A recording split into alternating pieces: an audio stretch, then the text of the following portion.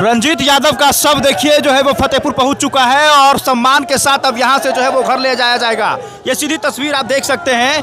रंजीत यादव जो है जो शहीद हो गए हैं, जिन्हें दुश्मनों की गोलियां छू ना सकी, वो जिंदगी का जंग हार गए और उनका शव जो है वो फतेहपुर पहुंच चुका है। और देखिए हजारों लोग जो है वो उनके सम्मान के साथ खड़े हैं और हर कोई रंजीत कुमार बनने को तैयार है। हर किसी का कहना है कि हम भी देश सेवा में जाना चाहते हैं। रंजीत यादव का शव पहुंच चुका है और इसी गाड़ी में जो है वो आप देख सकते हैं, ये सेना की गाड़ी है और इसी में रंजीत यादव है। उनके साथी मित्र के आंख नम है, रो रहे हैं ये।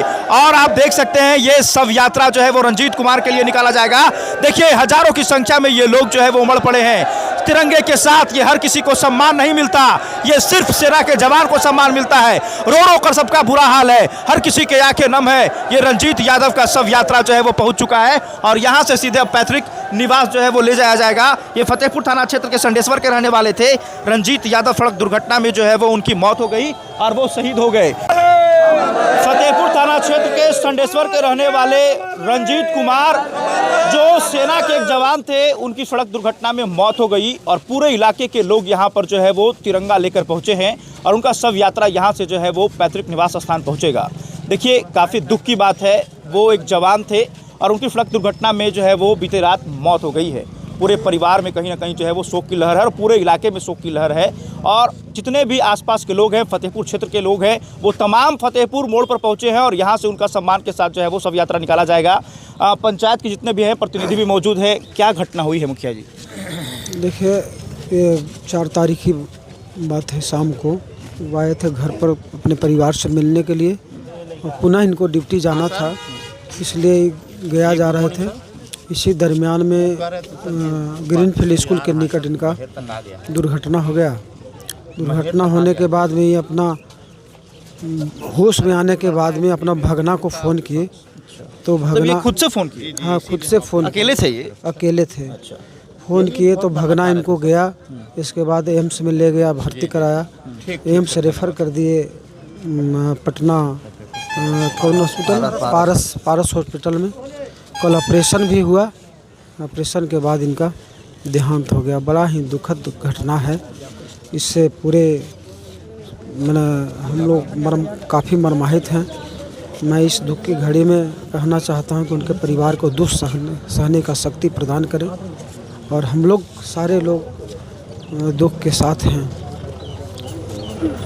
जो देश की रक्षा करते थे वो जिंदगी का जंग हार गए। इन लोगों के बदौलत ही हम लोग जो है वो चैन की ज़िंदगी जीते हैं। बड़ी दुखद घटना हुई है, क्या कहेंगे इस पर? आज जो रंजीत की जो घटना घटी है, इनका अकस्मात दुर्घटना से मौत हो गई है। इसके लिए सबसे पहले तो इन्हें हम विनम्र श्रद्धांजलि अर्पित करते हैं और इन ईश्वर से प्रार्थना करते हैं कि इनकी आत्मा की शांति हो और इनके परिवार को इस दुख की घड़ी में धैर्य और साहस प्रदान करे। और ये सरहद पर जवान लड़ते हुए इनको गोलियां कुछ नहीं कर पाया, लेकिन ये अकस्मात जिंदगी का जंग हार गए। जिंदगी का जंग ये हार गए हैं। ये इनके मृत्यु से ये गांव संडेश्वर फतेहपुर नहीं बल्कि पूरे देश को अपूरणीय क्षति हुई है। इस क्षति को भरपाई कर पाना बड़ा नामुमकिन होगा। देखिए हमारे साथ मिथिलेश प्रसाद यादव जी भी मौजूद हैं, जिन्हें दुश्मन की गोलियां छू ना सकी, वो सड़क दुर्घटना में जो है वो शहीद हो गए। काफ़ी दुखद घटना है। सरकार से क्या मांग करना चाहेंगे आप? देखिए सरकार की जो प्रावधान है, उनके छोटे छोटे बच्चे हैं और उनकी एक पत्नी भी है, वो जो शायद एम्प्लॉयड है। ये बहुत ही दुखद घटना है और ये क्षेत्र के ही पूरे देश के एक अपूर्ण क्षति है। यहाँ के लोग उनके देख रहे हैं, उनके माने उनके प्यार में, उनके जो जवान हैं उनके प्यार में इतने सारे इलाके के लोग उमड़े हुए हैं। और कल से जब ये खबर मिला है तो पूरे क्षेत्र में लोग मर्माहत है, एकदम अंदर से टूटे हुए महसूस कर रहे हैं। इसलिए हम चाहते हैं कि उनकी जो सरकार की ओर से जो व्यवस्था है, और एक मांग हम लोग सरकार से करते हैं कि संडेश्वर के पास उनकी याद में उनकी शहीद एक स्मारक, एक गेट बनाया जाए, ताकि भविष्य में जो सेना में जाए उसको गर्व से कहे कि हमारा यदि हम सेना में जाएंगे तो हमारा भी सम्मान के साथ विदाई होगा। कुमार रंजीत अमर रहे, कुमार रंजीत अमर रहे, कुमार देखिए, मौत तो सभी की होती है, लेकिन हर किसी को नसीब नहीं होता कि पूरे इलाके के लोग झंडा तिरंगा के साथ लेकर आए और सम्मान के साथ शव यात्रा निकाला जाए। ये सिर्फ और सिर्फ देश के जवान को ही मिल सकता है। चाहे हमारे देश में कितने भी फौजी शहीद हों, लेकिन हर माँ बाप चाहता है कि मैं बेटा पैदा करूं। और अगर आप पूछेंगे यहाँ पर तो हर कोई रंजीत कुमार बनने के लिए तैयार है। क्या है तैयार आप लोग? देखिए, शहीद हो गए, लेकिन फिर भी ये लोग कह रहे हैं कि हम भी चाहते हैं कि रंजीत कुमार बने, सेना बने। काफ़ी जो है वो दुखद घटना है। क्या कहेंगे नागेंद्र यादव जी? देखिए, रंजीत कुमार हम लोगों के सिर्फ एक अभिभावक परिवार नहीं थे, बल्कि पूरे देश का एक जवान था। और जैसा कि आप सभी जानते हैं कि आईटीबीपी जो हम लोगों का सेना है, वो सरहद पर खड़ा रहता है देश की सेवा करने के लिए।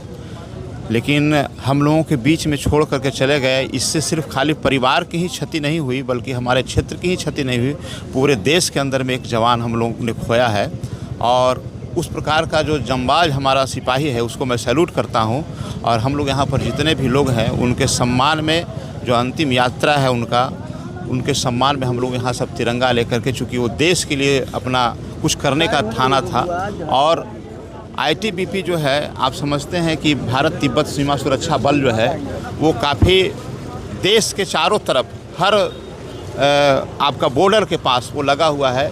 चाहे हमारा चाइना का बॉर्डर हो, तिब्बत का बॉर्डर हो, हर बॉर्डर पर लगा हुआ है। पाकिस्तान का बॉर्डर हो, देश से हमारा जितना भी पड़ोसी हमारा देश है, सब जगह पर आईटीबीपी का फोर्स लगा हुआ है। और आज हम लोगों ने एक देश के सपूत को खोया है। कितना उम्र था इनका?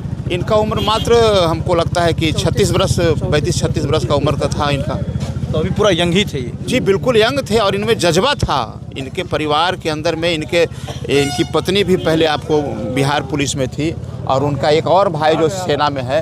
तो हम लोग उनको सैल्यूट करते हैं और श्रद्धांजलि देने के लिए हम लोग पहुँचे हैं। देखिए, रंजीत यादव का जो है वो सब अब जो है पहुंच चुका है, और काफ़ी सम्मान के साथ दिखाई उस तस्वीर को। यहाँ रंजीत यादव का सब जो है पहुंच गया है, और सम्मान के साथ लोग जो है वो उनके सब को घर तक लेकर जाएंगे। ये हर किसी के नसीब में नहीं होता, हर किसी के ये नसीब में नहीं होता। जो शहीद होते हैं, बस उन्हीं के सम्मान में इस तरह का शव यात्रा निकाला जाता है। देखिए, वैसे तो हर किसी न किसी दिन किसी की मृत्यु होती है, लेकिन सम्मान के साथ शव यात्रा घर तक पहुंचना, ये सबकी नसीब जो है वो नहीं होती है। धन्यवाद। ये नहीं है ना? नहीं पोवा में ढूंढ लो। बंद करो।